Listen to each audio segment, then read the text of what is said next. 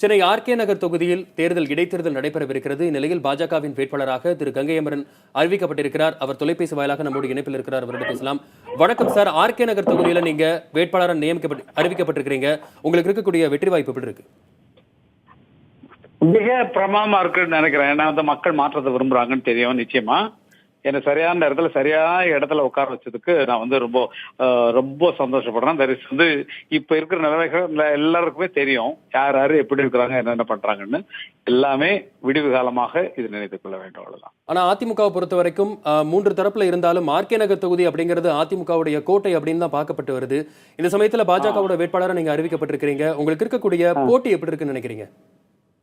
போட்டி நிச்சயமா இருக்கும். அது தெரிஞ்ச விஷயம் தானே சார். அவங்க என்ன பண்ணிருக்காங்க, அடுத்து என்ன பண்ண போறாங்கன்றதான விஷயம் இல்லையா?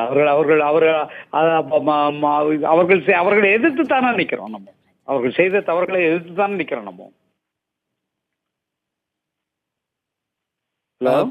இணைப்புல தான் இருக்கிறீங்க. இந்த மாதிரி உங்களுக்கு போட்டி நிச்சயமா அதிகமாவே இருக்கும் அப்படின்னு சொல்லியிருக்கிறீங்க. இருந்தாலும் இந்த போட்டியை சமாளிக்கிறதுக்கு நீங்க என்ன மாதிரியான வியூகங்கள்லாம் எடுக்க போறீங்க?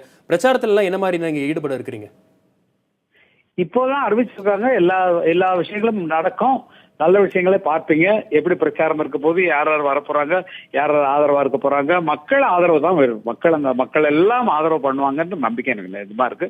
ஏன்னா தனிப்பட்ட முறையிலான வாழ்க்கையிலையும் எல்லாவற்றிலையுமே நாங்க அடித்தட்டு மக்கள்ல இருந்து வந்தவங்கனால அடித்தட்டு மக்களின் நிலைமை எங்களுக்கு புரியும். அதற்கு தகுந்த மாதிரி எப்படி நடக்கணுமோ அது நிச்சயமா நடக்கும். மக்களின் ஆதரவு நிச்சயமாக இருக்கும்.